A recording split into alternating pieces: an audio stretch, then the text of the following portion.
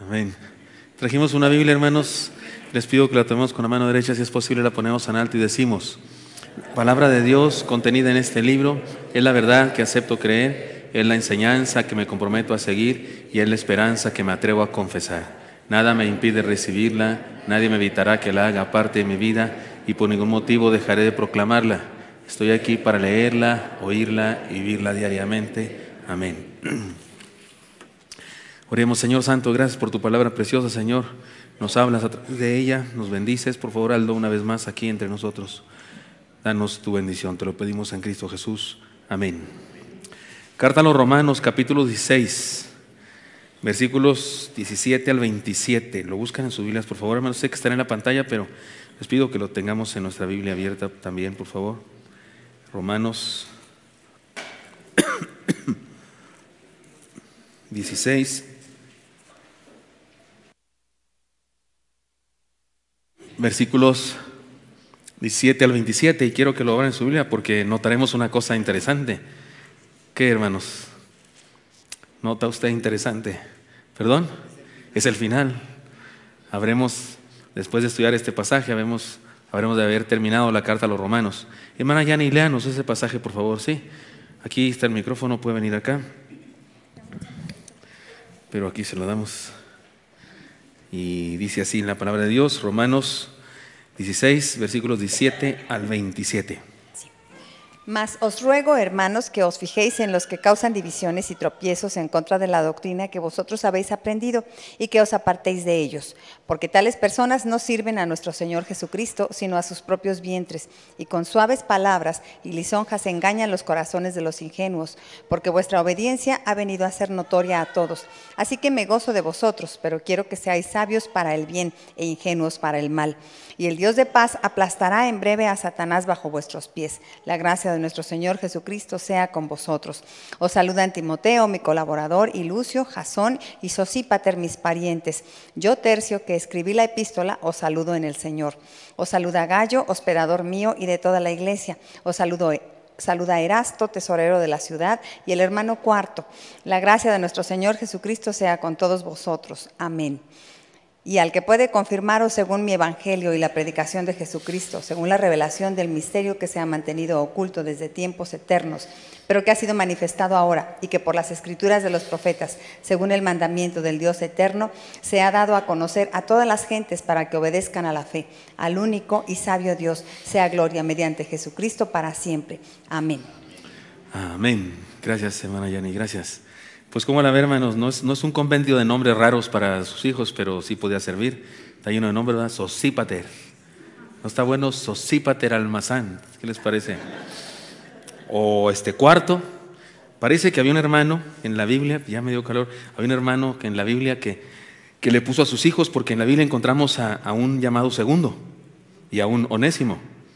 O sea, algunos piensan que había personas en aquella época que para no batallar le pusieron primero, en realidad primo, segundo, tercio. Hay un tercio en la Biblia, hay un cuarto aquí, hay un Onésimo. O sea, tuvo 11 hijos el chamaco, porque Onésimo es Onésimo. Entonces, a lo mejor tuvo los 12 apóstoles y de una vez. Es que usted, si se acaba de casar para no batallar, pues póngales primero, segundo, tercero, cuarto. Está fácil, ¿no? Así se no batalla uno. No, por supuesto, estoy bromeando. Muy bien, esta es la carta. No la estudiaremos todo este pasaje, dejaremos pendientes algunas cosas para la próxima semana, pero nuestro compromiso con el Evangelio le llamaríamos a este sermón de hoy, basado en este pasaje que ya leímos. Es el final de la carta y Pablo quiere decirles algunas cosas muy importantes. Tercio se da a conocer como el escribano, y al parecer él metió ahí su cuchara y dijo: Tercio, el que escribe la epístola. Eso no se lo dictó Pablo, ¿verdad? Porque diría de otra manera, y mi amigo Tercio que escribió, pero él lo dice de propia pluma. Y seguramente como él, con el permiso del apóstol Pablo, integra sus saludos. El patrón que se sigue aquí es el típico y tradicional de una epístola de aquellos tiempos. Todas las cartas de Pablo siguen ese patrón: una salutación inicial, luego el cuerpo de la carta con todas las cosas, y luego una especie de doxología o saludo final. Todas las cartas siguen eso. Es el típico tradicional de una epístola de aquellos tiempos. Los saludos, los nombres y la doxología final o bendición. Sin embargo, en esta ocasión Pablo se propone no terminar la carta sin antes decir algunas cosas muy importantes respecto a la vivencia comunitaria del Evangelio. ¿Saben a qué se parece? A lo que hizo el Señor Jesucristo cuando estaba despidiéndose también de sus discípulos antes de su muerte.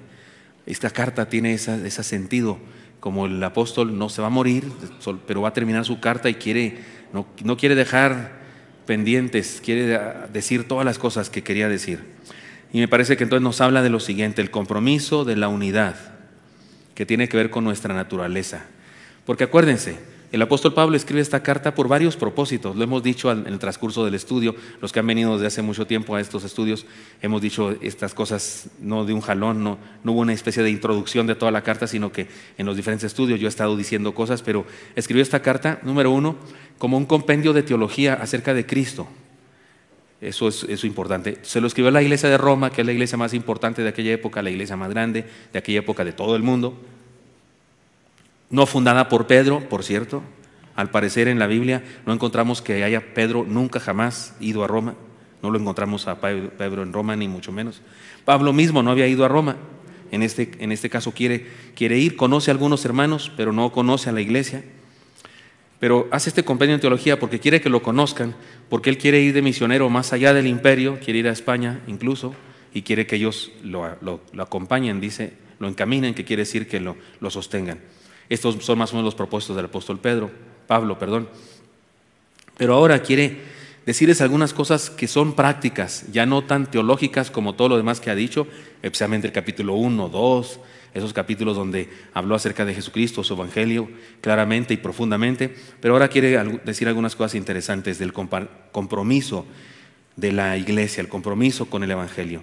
Y el primer compromiso de la unidad, nuestra naturaleza. Esto nos recuerda, insisto, la preocupación del Señor Jesús poco antes de su partida, razón por la cual oró al Padre por la unidad de la iglesia. Lean conmigo este pasaje, Juan 17:21. ¿Cómo dice? Para que todos sean uno, como tú, oh Padre, en mí y yo en ti, que también ellos sean uno en nosotros, para que el mundo crea que tú me enviaste.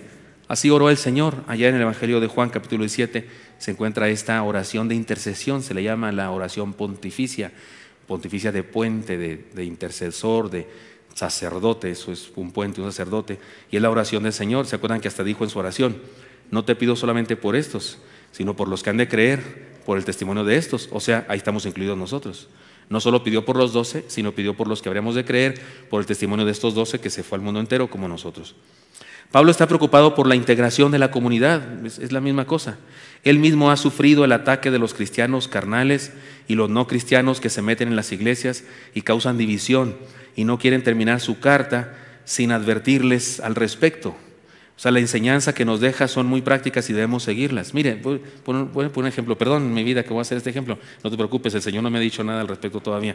Pero si yo me fuera a morir, si el Señor me avisara que me debo despedir de ustedes y no sé qué, estoy seguro que cualquiera de ustedes sabría más o menos las 3 cosas que yo les diría en mi último sermón. ¿Sí o no es cierto? ¿Qué diría? ¿No sabrían qué diría? ¿Qué diría? Mi último sermón. ¿Qué diría? Digo, a juzgar por lo que me oyen predicar cada domingo. O sea, yo pensaba que era fácil para ustedes saber eso. No. ¿Qué diría? Ni mi esposa sabe. ¿Qué diría? ¿Perdón? Que se traten con amor. Sí, creo que definitivamente esto, la unidad, sigan juntos, sí, por favor, no se separen, etcétera, etcétera. Sí, sería un mensaje. Otro. ¿Perdón? Que la salvación es un regalo de Dios. Sí, tal vez también diría eso. Sí. Que sean obedientes. Sí, está bien. Que aquí descansa el que descubrió y vio la gracia de Dios. Eso diría mi epitafio, piensa usted, ¿verdad?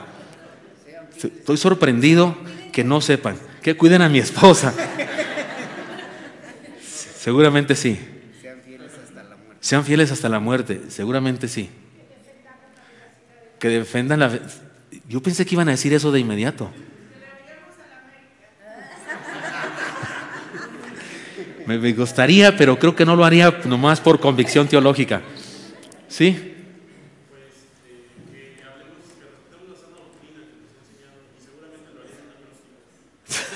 Y seguramente era un acróstico. Pienso que eso sería importante. Yo pensé que iban a decir eso porque me oyen decir, sí, hermano Christopher, sea feliz. Tal. Que yo estoy feliz, que no se preocupen, que no lloren, que no se vistan de negro. A lo mejor sí diría eso también. Pero saben que creo que sí diría en mi último sermón, para decirlo en pocas palabras, no son las que usaría ese día, pero tal vez en esas palabras, no se hagan neocarismáticos, por amor de Dios, nunca jamás. ¿Sí me explico?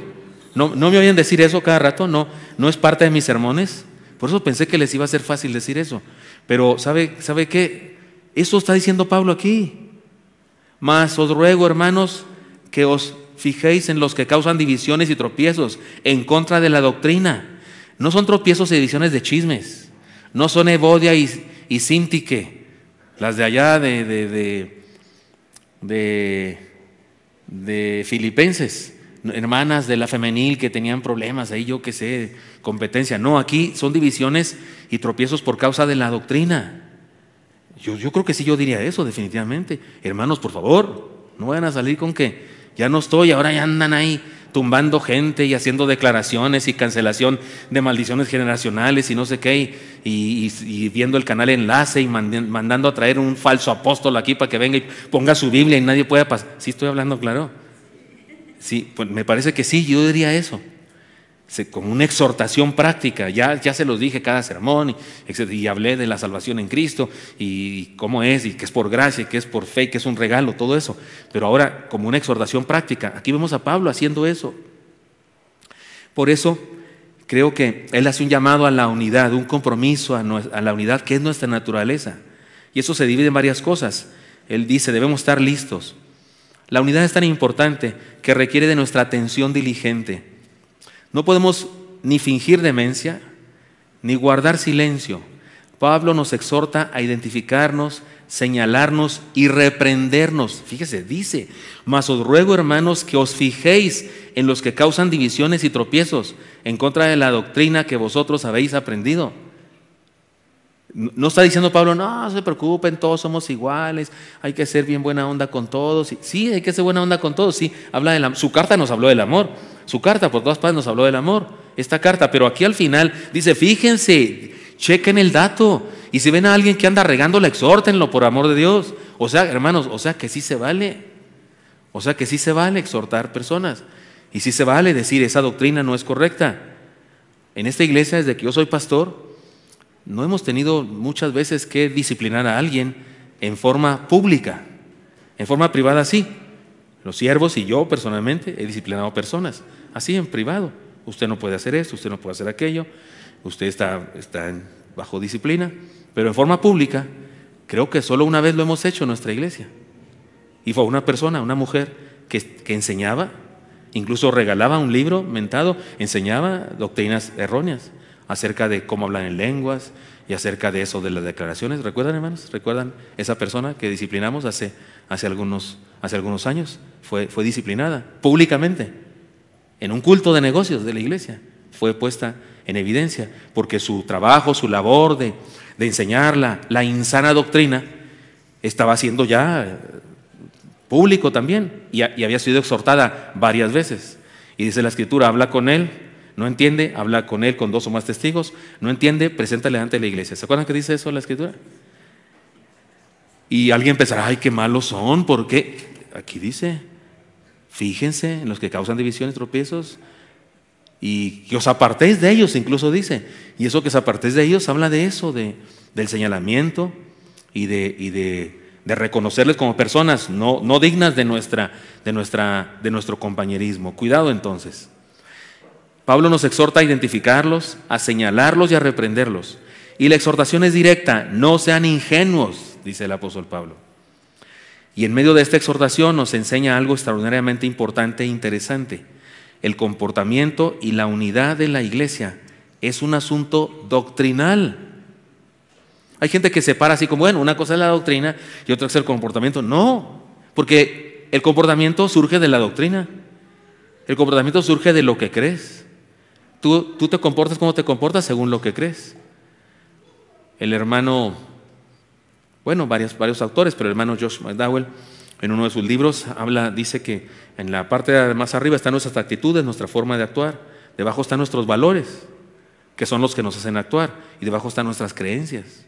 Es por causa de nuestras creencias que tenemos determinados valores, y por causa de nuestros valores que actuamos de determinada manera. Él dice que abajo están las relaciones, por cierto, él dice eso, que eso sería asunto de otro tema.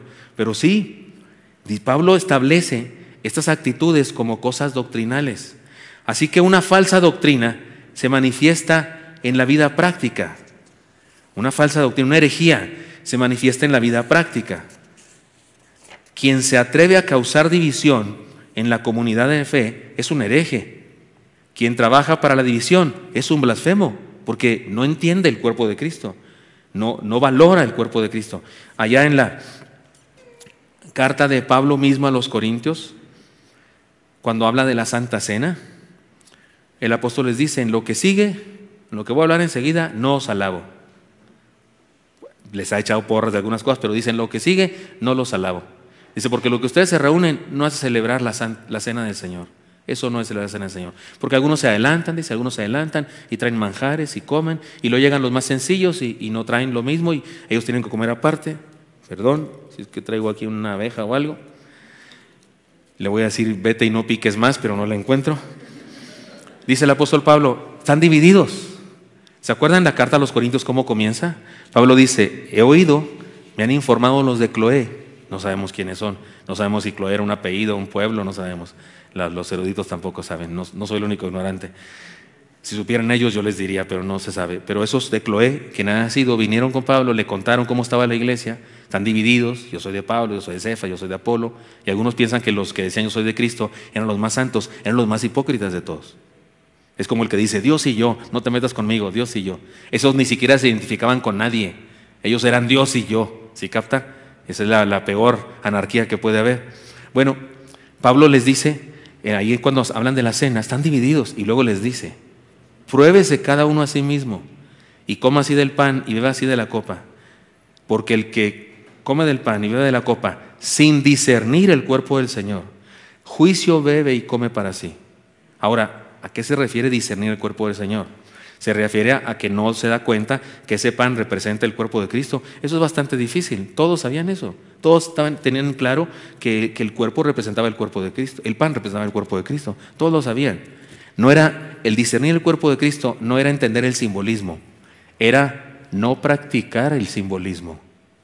El simbolismo de que era uno solo el pan, y con ser uno solo el pan, aunque somos muchos, somos un solo cuerpo en Cristo, habla de que somos una unidad. ¿Sabe de qué está hablando Pablo cuando dice: come juicio para sí, bebe juicio para sí el que no discierne el cuerpo de Cristo? El que no está unido, dice Pablo. El que está peleado, el que está de chismoso, el que está causando división en la iglesia. Juicio, come y bebe para sí. Porque esto significa la comunión, y él no está en comunión. Él anda de divisionario, no está en comunión. Es lo que vuelve a decir aquí en su carta a los romanos. La doctrina se expresa en comportamiento, y ese comportamiento divisionario era una expresión de su doctrina. O sea que los chismosos son gente con la mente y el corazón bien torcido. Pablo habla con dureza en este punto y reconoce que los divisionarios siempre son gente con intereses ocultos, egoístas, que saben hablar bonito a los que se dejan. Cuidado con ellos. Y me refiero a lo siguiente: cuidado con los lisonjeros, cuidado con los que se dejan lisonjear. Es decir, que la ingenuidad puede ser muy peligrosa también. Decía Facundo Cabral: cuidado, porque el hombre hace caricias al caballo para montarlo. ¿Sí capta la idea? Si alguien viene contigo así como: hermano, no, yo contigo hablo porque sé que eres muy sabio. Te tengo que decir algo que te traigo aquí en el corazón. No se lo digas a nadie, sobre la iglesia, sobre el pastor, pero no se lo digas a nadie. Pero te lo digo a ti porque yo sé que tú eres sabio. Por eso hablo contigo, porque eres sabio. Te están lisonjeando, mano, y te van a meter un piquetazo así de alacrán venenoso. ¿Sí me expliqué? Pablo dice que esos son herejes. Él los relaciona con la herejía, porque el comportamiento es el resultado de una idea equivocada, de una creencia equivocada. Una doctrina, entonces, no es solamente una idea y sus argumentos, sino una vivencia y sus resultados. Esto es sumamente importante en una comunidad de fe, especialmente cuando relacionamos esto con nuestra misión. Nuestra misión es compartir el Evangelio. Así que quien atenta contra la unidad se opone a la proclamación del Evangelio y por lo tanto se constituye en enemigo de Dios. Tengo de pastor, ¿cuántos años cumpliría de pastor mi vida? Tengo unos 40 años de pastor, lo que quiere decir, sí es que comencé muy joven, si me digo, está bien viejo, no, comencé como a los 8, no es cierto, en realidad comencé a los 18, pero sí tengo 41 años de pastor, pero en todos esos años me he dado cuenta de una cosa, los más amargosos en las iglesias, los más chismosos, los más divisionarios, nunca evangelizan a nadie, nunca, de verdad. Hermano pastor, llegó después de la bienvenida, ¿verdad? Por eso no lo había visto. Bienvenido, hermano, Dios le bendiga mucho, qué bueno que está aquí con nosotros. Tiene poquitos menos años que yo de pastor, pero estoy seguro que está de acuerdo conmigo en eso. Los chismosos, los divisionarios, no ganan a nadie para Cristo, no. Acuérdense de mi dicho, que no es texto bíblico ni es muy teológico, pero es verdadero. Mula que tira patadas, no jala. Y mula que jala, no tira patadas. ¿Está claro eso? La mula que está chambeando, que está haciendo su trabajo, no tiene tiempo para tirar patadas. Y la que está tirando patadas, no tiene tiempo para jalar el carro. Entonces no sirve para nada. ¿Y sabe qué se hace con una mula de ese tipo? ¿Sabe qué hacen los ranchos con una mula así? ¿Qué creen? Hermano, ¿qué hacen con esa mula? Hermano Raúl Sámano, que sabe de ranchos, pues hasta caballos tiene. ¿Qué hay que hacer con esa mula? Al rastro para que le hagan salchicha, porque no entiende. Ahora, no se preocupen, en la iglesia no mandamos al rastro a nadie, pero sí dan ganas, pero no mandamos a nadie.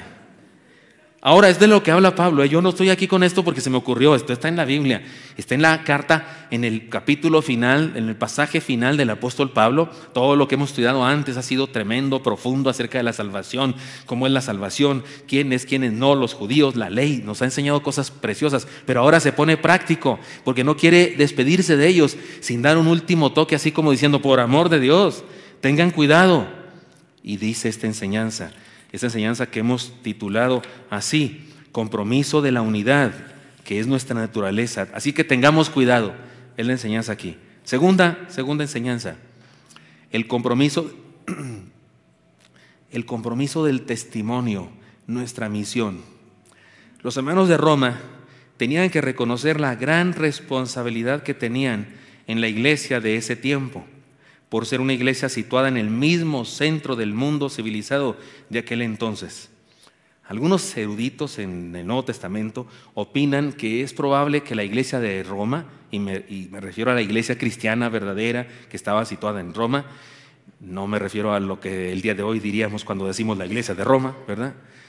Algunos piensan que era una iglesia grande, fuerte, rica. Los miembros de esa iglesia eran personas ricas, tenían posibilidades económicas. De hecho, Pablo incluso les pidió ofrendas para los pobres de Jerusalén. Pero algunos piensan que por esas características era una iglesia que estaba como estancada pensando en sí misma y habían perdido el impulso misionero, la visión misionera. ¿Saben que eso pasa el día de hoy también? Eso también pasa el día de hoy. Pasa muy a menudo. Hay congregaciones que crecen y crecen bastante y hasta hacen sucursales de ellos mismos y ahora tienen sucursal del norte y sucursal del sur, pero no hacen misiones, no envían a nadie de misionero. Perlita sabe eso, porque es experta en eso. No envían misioneros, ni a los náhuatl, ni a los totonacos, ni a los mazatecos, ni a Oriente, ni al mundo árabe, porque están concentrados en ellos mismos, en sus instalaciones, en sus cultos, en crecer ellos mismos su sede. Por eso yo estoy contento con nosotros como iglesia, ¿verdad? Porque tenemos misiones en todas partes. ¿Me ayudan a contar algunas de la vez cuántas nos acordamos?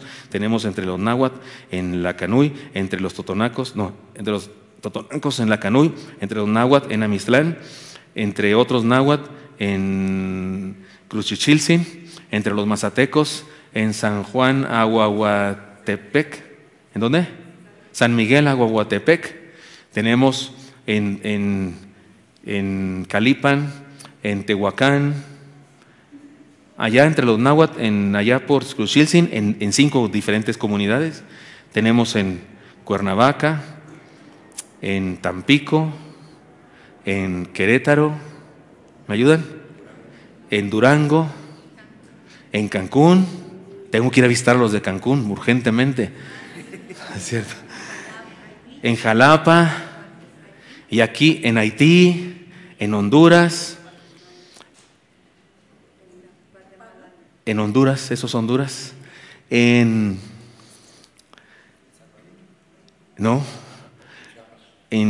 Chiapas, y aquí en la ciudad, en Iztapalapa, en otro lado de Iztapalapa, en Ecatepec, en la central de Abastos, en el reclusorio de mujeres en Tepepan, y ya no sé si ya me acabé, pero en varios lugares. Líbrenos Dios de ustedes y yo solo pensar en nosotros, hacer así una iglesiota, solo nosotros, y no pensar en los de fuera. Los hermanos de Maranata, hoy vinieron los líderes de Maranata, tuvimos una reunión en la mañana muy temprano con los líderes. No, hombre, estoy contentísimo. Ya Maranata tiene varias misiones ya. Tiene varias misiones, oren por ellos, porque tiene una misión, especialmente una misión en un lugar que se llama Los Pepes, que viene de pepenadores, ese lugar. Es en unos edificios hechos por el gobierno, pero de gente muy, muy sencilla. Ahí la policía no entra, ni de día ni de noche entran. No entran. Cuando el terremoto y que había que llevar alimentos, esa gente estaban en serios problemas, son gente muy sencilla. Y resulta que el centro de acopio del gobierno, el centro de acopio, a la orden del centro era llegar ahí a la puerta del lugar y decían, miren, tiran así las cajas de agua, las tiran así y salen corriendo. Si te pones a repartirla, te roban a ti tu ropa, tus tenis y el carro, y lo desvalijan todo, y ahí te vienes tú casi desnudo para acá. Esa era la orden de verdad de las personas que dirigían eso. Van y avientan la comida, y hay que se entiendan ellos y se peleen. Esa gente es brava, no les podemos ayudar de otra manera. Pero el hermano pastor dijo, oigan, pero ¿podemos acompañarles? Mi equipo, ¿podemos acompañarles? Porque estaban ahí ayudando, pues ahí bajo su responsabilidad. Ya tenemos una iglesia en formación naciendo ahí. Gracias a Dios. Y hasta les prestan un lugar ahí, es una especie de capilla para cuando se les muere alguien. Pero se cambió de ese lugar, porque como han ganado para Cristo gente de afuera de ese lugar, porque está cerrado, han ganado gente de afuera, y la gente de afuera no va ahí, pero ni con salario. Entonces tuvieron que trasladar el lugar afuera para que ellos vayan allá y demás. No paramos, no para. Y eso es una iglesia en formación nuestra. O sea que ya tenemos nietos, ¿sí me explico? Tenemos nietas. Porque Maranata es nuestra hija, pero ellos tienen hijos y ya tenemos nosotros nietos. No podemos parar. De eso habla Pablo aquí. No podemos perder esa visión misionera. Tenemos un compromiso de testimonio en nuestra misión. Los hermanos de Roma, insisto, deben reconocer su gran responsabilidad. Tal vez por ser como eran tan exitosos en su localidad, estaban perdiendo de vista eso. Eran el centro del mundo civilizado y debían alcanzar a otros lugares. Por eso Pablo les alienta, incluso les pide ayuda para ir a España a él. La fe que tenían había venido a ser el tema de conversación entre los otros cristianos. El Señor ya nos lo había enseñado cuando Él dijo, leen conmigo esta palabra por favor, vosotros sois la luz del mundo. Una ciudad asentada sobre un monte no se puede esconder, ni se enciende una luz y se pone debajo de un almud, sino sobre un candelero, y alumbra a todos los que están en casa. Así alumbre vuestra luz delante de los hombres, para que vean vuestras buenas obras y glorifiquen a nuestro Padre que está en los cielos. ¿No les parece extraordinario que el texto no dice, Jesús no dijo, ustedes reflejan mi luz? No dijo eso, dijo, ustedes son la luz del mundo. Eso es un honor demasiado grande. No podemos esconder lo que hay en nosotros. Si hemos experimentado el Evangelio de Jesús, en la comunidad se nos nota. Y de eso les habla Pablo, porque tales personas no sirven. Voy a leer desde ahí cuando está exhortando de los divisionarios a nuestro Señor Jesucristo, sino a sus propios vientres, y con sus suaves palabras y lisonjas engañan a los corazones de los ingenuos, porque vuestra obediencia ha venido a ser notoria a todos. Así que me gozo de vosotros, pero quiero que seáis sabios para el bien e ingenuos para el mal, y el Dios de paz aplastará en breve a Satanás bajo vuestros pies. La gracia de Jesucristo sea con vosotros. Y luego ya vienen los saludos y demás. Está exhortándoles a que esa vocación que tienen, esa luz que tienen, es su misión misma. Si hemos experimentado el Evangelio de Jesús, en la comunidad se nos nota, o se nos debe notar. La recomendación de ser sabios para el bien e ingenuos para el mal, podría traducirse de la siguiente manera: sean expertos en hacer el bien y ejercítense en las cosas buenas hasta que éstas sean algo natural en sus vidas, y que cuando quieran hacer el mal, no les salga bien. ¿Alguna vez, hermano, un inconverso te ha tratado de tonto o de tarugo o de otra cosa más fea porque algo no lo sabes hacer? No sé, no sabes copiar en los exámenes. No sabes, o a lo mejor si sabes, en la torre está peor. O no sabes mentir, o no sabes, yo qué sé, tratar mal al novio. Es que tú eres bien inocente, qué bruta eres. Ya sí. ¿Te han dicho alguna vez eso? Pues te echaron un piropo, porque el cristiano debe ser bruto para hacer el mal. ¿Sí me expliqué? La palabra dice, la palabra es: seáis sabios para el bien e ingenuos para el mal. E ingenuos, o sea, que no te salga bien, que salga mal lo malo. Y no tengas que hacer 100 planas de lo mismo para que te salga bien. No hagas ninguna. Está suave eso. Ser malos para lo malo. Hay que ser maletas para lo malo y buenos para lo bueno. Esa es la idea aquí. Y eso tiene que ver con testimonio. Sean torpes para el mal. Es decir, que debemos ser muy malos para el mal y muy buenos para el bien. Y todo esto podría resumirse de la siguiente manera: vivamos el Evangelio en comunidad. Y tiene que ver con nuestra misión. Lo hemos dicho antes ya. Gracias a Dios nos ha hecho el Señor crecer aquí como iglesia y no hemos hecho campañas evangelísticas y regularmente no salimos a repartir folletos y esas cosas, ni ir de casa en casa. Es una estrategia como muy socorrida de los evangélicos, de ir de casa en casa. Pero yo siempre he pensado que no habremos leído bien, porque cuando el Señor Jesucristo mandó a los 70 a evangelizar, les dijo: y no os paséis de casa en casa. ¿Han leído eso en la Biblia? Dice el texto: y no os paséis de casa en casa. Si en una casa hay un hijo de paz, ahí quedaros. Léanlo, ¿verdad? Ahí quédate. Cuando una persona nos acepta el Evangelio, ya, no vayamos de casa en casa con esa persona. Le damos un estudio, le invitamos, le discipulamos. Ella tiene nexos, tiene puentes de comunicación con todos los demás. Nos hará llegar a todos ellos. En vez de ir a otra casa donde no conocemos a nadie, no sabemos si quiere, si no quiere, otra persona completamente nueva, y vamos a 100 casas cuando pudimos haber ido a una y a través de esa casa ir a todas. Es la estrategia de Jesús. Insisto, ¿cómo se evangeliza el mundo? ¿Cómo le hacemos? ¿Cómo crece una iglesia? Campañas evangelísticas, saliendo a la calle todos. De hecho somos como muy dados a eso, y hay hasta quien opina que es muy espiritual quien hace eso, quien sale. A veces hasta decimos a folletear. Hay que salir a folletear. ¿Qué es folletear? Pues aventar tratados, así, tratados. Y pues que funcione. En mi tierra, Chihuahua, un día cuando yo era joven, en una campaña que se hizo, rentamos una avioneta y aventó no sé cuántos miles de folletos en la ciudad. Imagínense, hicimos basura evangélica y cayeron folletos. Y se contaba de un señor que vio un folleto en un árbol y que lo arrancó y que fue a la iglesia y se convirtió. Así como una gran cosa. Yo digo, ¿saben a qué se parece eso? Que el Señor encontró un folleto y lo arrancó. ¿Saben a qué se parece? A lo que Jesús le dijo a los sacerdotes del templo cuando entró a Jerusalén y la gente le cantaba y les dijo: mira lo que dicen estos, cállalos. Y él dijo: si estos se callan, las piedras hablarán. ¿Sabe por qué el folleto ese le habló al Señor? Pues porque los cristianos estaban callados.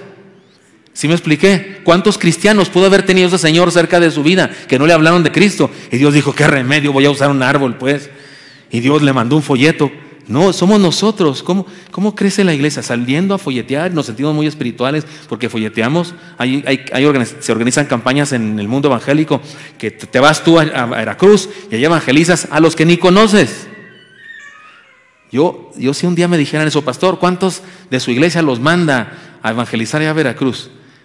Y hubiera 10 propuestos, yo les preguntaría a esos 10: ¿y usted ya evangelizó allá en su colonia? ¿Ya evangelizó a su tía, a su madrina? No, pastor. Entonces, ¿qué van a estar haciendo en Veracruz? Donde no conoce a nadie. Pablo está dándonos la clave. Ahí donde estás, sé luz. Ahí en tu comportamiento, ahí en tu comunidad, sé luz. Que los que te rodean sepan. No tienes que ir a no sé dónde a repartir folletos. Es más, nuestros misioneros en Oriente, todos los misioneros. Yo, para confiar en que ellos de veras son misioneros, primero quiero saber que aquí en su tierra evangelizan a alguien. que aquí donde están, y luego allá donde van, no van a aventar folletos al aire, no, van a hacerse amigos de la gente, van a hacerse cercanos a la gente. Ya les he contado que nuestros misioneros en Oriente son buenos misioneros, son bien buenos, tienen un don de gente, se dice, ¿verdad? Todos los conocen, son los popochas de Oriente. ¿Todos saben qué son los popochas?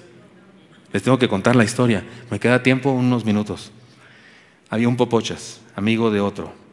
Fueron a tomar un taxi. Cuando suben al taxi, el taxista le dice: Popochas, qué bueno que te veo otra vez. ¿Así cómo está? Conocí al taxista. Se bajaron y llegaron a comprar unos hot dogs. Y el de los hot dogs: Popochas, qué bueno que vino. Qué suave. Iban caminando por la calle y un señor: señor Popochas, qué bueno. Todo el mundo lo conoce al Popochas. Nadie que iba no lo conocía. Se muere. Llega al cielo y está formado en la fila para entrar al cielo. Y adelante de él está el Papa Francisco, que también se murió. Está en la fila y se asoma Pedro y le dice a un ángel: ¿quién es el que está junto al Popochas? ¿Captan la idea? O sea, la idea es que el Popochas es famoso, todo el mundo lo conoce. Perdonen el ejemplo y con todo respeto para el Papa Francisco, solo puse un ejemplo. También está formado en la fila para el cielo, no pueden quejarse de nada. Y según este chiste, pues, pero la idea es que al Popochas todos lo conocen. Nuestros misioneros son el Popochas, literal, literal. De un restaurante que abrieron junto con unos hermanos, y ellos a su casa 5 minutos. No, tardábamos 40, Dios santo, para llegar. Tardamos 40 porque todo el camino, todo el mundo saludarnos y a cargar a su niño, porque su niño era la gran cosa, porque era un niño con ojos, por lo menos, un niño con ojos en ese país, que no es cualquier cosa. Se tomaban fotos la gente con mi esposa, de verdad, porque tiene ojos y grandotes, y ahí llegaban las señoritas, señoras, y nos saludaban y las fotos, sí, ahí, como si fueran amigos, porque se les hacía rara una hermosa como ella. A mí también una niña se tomó una foto conmigo, no se crean, porque pensaba que era un actor hindú, de veras pensaba que yo era, que no sé qué personaje, lo busqué y estaba bien gacho, dije, que la canción, pero mi esposa dice que no, que era otro. Pero así son nuestros misioneros, por eso estoy bien contento con ellos. Conocen a medio mundo. No andan repartiendo folletos, no, se hacen amigos de las personas. Y al hacerse amigos de las personas, aunque esté prohibido predicar el evangelio, no está prohibido ser amigos. Y en la amistad hay puentes y sacarrácatelas. Y hay personas que se han convertido al evangelio por esa amistad. Y eso es lo que dice Pablo aquí, que es nuestra vocación de misión. Así es que Pablo está por despedirse en su carta. Ya dijo cosas teológicas, ya dijo cosas hermosas, cosas de aliento, de esperanza, pero no quiere terminar su carta sin dar una especie de espadazo de exhortación para decirnos hasta este momento, y hasta aquí vamos a terminar, 2 cosas. Una exhortación que tiene que ver con nuestro compromiso con el evangelio, un compromiso de la unidad, o un compromiso por la unidad, nuestra naturaleza, y un compromiso del testimonio, nuestra misión. Y les dice a estos cristianos de Roma, que insisto, no puedo asegurarlo, pero algunos eruditos opinan que era una iglesia muy, muy bonita, muy linda, pero mirándose hacia sí misma, y que había perdido esa visión misionera y que Pablo quiere despertarla. Primero les exhorta a no irse tras las herejías, y después les exhorta a mantenerse fieles en su comportamiento de cristianos para hacer luz, oigan, en el ombligo del mundo civilizado de aquella época, en la ciudad más cosmopolita de todo el imperio, también con mucho pecado, también con muchas ideas que iban y venían, y el apóstol Pablo le dice, tiene una misión importantísima: vivan el evangelio de verdad, vívanlo a plenitud. Y esa exhortación quedó plasmada en su carta para la eternidad, quedó como palabra de Dios, de la cual dijo el Señor, no pasará, su palabra no pasará, y de la cual dijo el Señor que ustedes y yo tenemos como regla de fe y práctica. Así es que esta palabra para una iglesia de Roma es una palabra para todos nosotros. Así es que yo también les exhorto, y a mí mismo como pastor de esta iglesia, que ustedes y yo nos mantengamos unidos y que no permitamos que la doctrina nos desuna, y que tengamos cuidado porque las actitudes malas de las relaciones humanas son expresión de una mala doctrina. Entonces, que estemos sanos en nuestra doctrina, y que además de eso vivamos de tal manera el evangelio que seamos luz donde quiera que estemos, que nuestra vida sea de impacto para las personas que nos rodean y otras personas crean por nuestra vida. Somos agentes de cambio, que es lo que necesita Dios para transformar el mundo, personas transformadas. Nos lo ha dicho Dios en los estudios que tenemos los domingos en Hechos. Nos tomó del mundo, nos alineó, nos transformó, nos limpió, nos purificó y luego nos regresó al mundo para que ahí seamos agentes de cambio. El domingo nos decía Dios eso. ¿Recuerdan el gadareno, ex endemoniado? Quiero seguirte. ¿Y qué dijo Jesús? No, me acaban de correr de ese pueblo. Me están corriendo de este pueblo.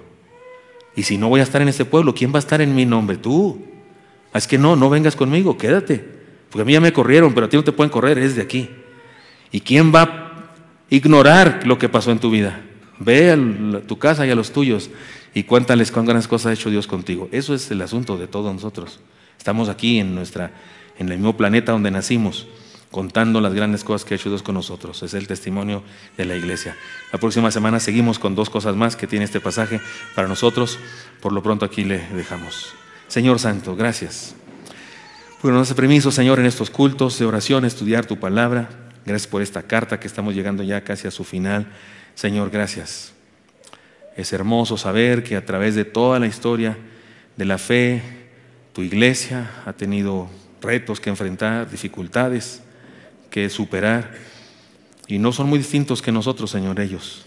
También nosotros tenemos esto, tentaciones, influencias de insana doctrina, de herejías, también malas actitudes internas. Señor, perdónanos, purifícanos por favor, y que estemos unidos siempre y alejados de la herejía, y que nuestras vidas, Señor, te reflejen de tal manera que seamos luz para otras personas y que éstas también crean. Y no nos permitan nunca como iglesia, Señor, centrarnos solo en nosotros. No, permítenos siempre tener esta visión misionera hasta lo último de la tierra, y que podamos enviar a más personas, a más lugares donde tu evangelio sea predicado. Úsanos como iglesia, Señor, para alcanzar al mundo entero. Estamos en tus manos, en Cristo Jesús. Amén.